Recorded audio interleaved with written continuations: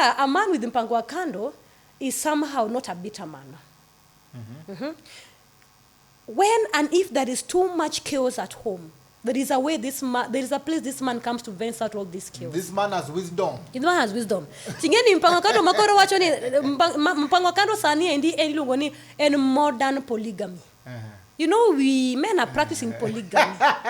Men are practicing polygamy. Mpango kando ilwongo ni modern polygamy. And manania, the traditional polygamy. And nika unga mother ko nti introduce a family katani you are main kama tuna noni ukorudwa chako daklaki lakini gisane. In fact, in modern polygamy it is even now worse. Yes, men are not taking women home to introduce them, but they are busy renting apartments for them left, right, and center. They are busy taking them to Airbnbs every Friday. Emomio baby pills is very much on sale every Friday.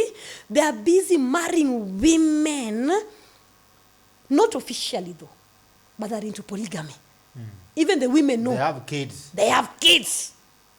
Men have kids outside marriage. Some, but you will not know. You will only know ching makoro ngani olengolewe.